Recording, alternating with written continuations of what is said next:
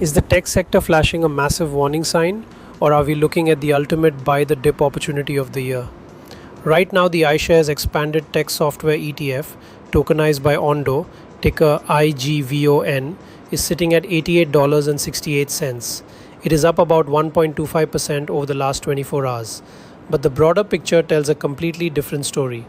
We are seeing clear falling trends and multiple technical sell signals lighting up across the charts.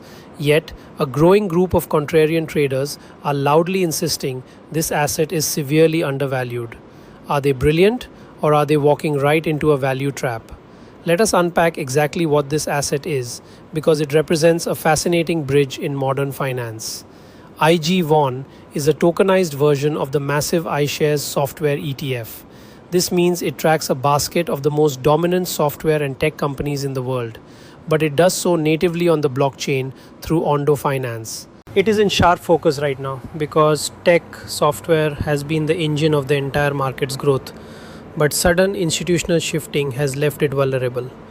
Before we dive into the brutal technical data, do me a quick favor, smash that like button, subscribe to the channel right now, and absolutely leave a comment below with your target price for IGVon.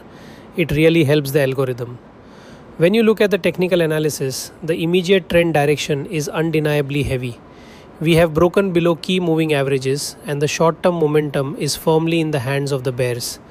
Looking at the charts, we are retesting a critical support zone around the $85 to $88 range.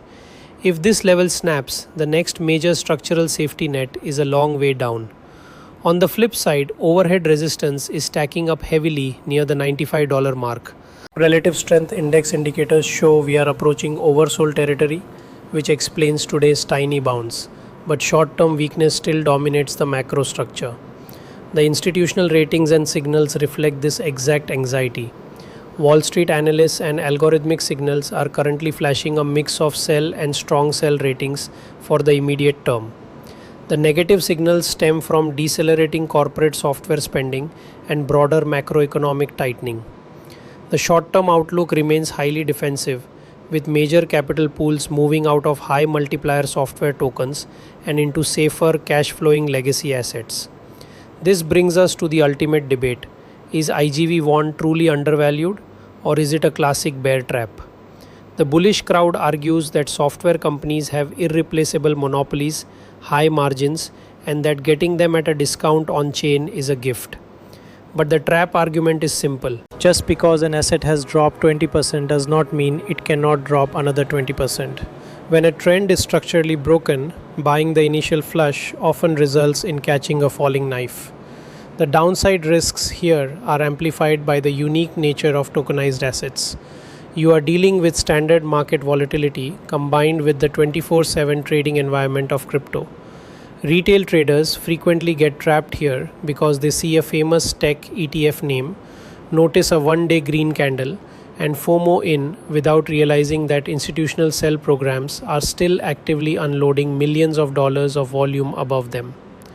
Let us map out the bull versus bear case. In the absolute best case recovery scenario, the broader market stabilizes, software earnings surprise to the upside, and IGVon violently squeezes back through $95 to reclaim its bullish trajectory. In the worst case continuation lower, macro liquidity dries up, support at $85 fails completely, and we see a cascading capitulation event that drags the token down to previous multi-month lows. Looking at the outlook, the short-term perspective demands extreme caution. The bears are clearly driving the bus, and fighting this momentum is highly risky. Long-term, however, the digital transformation and software sector aren't going anywhere, meaning patience could eventually be rewarded. Just remember, this is a market overview for educational purposes, and absolutely nothing discussed here is financial advice. So, we are left at a critical crossroads. Will $88 stand as the absolute bottom of this correction, or are we on the absolute precipice of a much larger structural tech meltdown?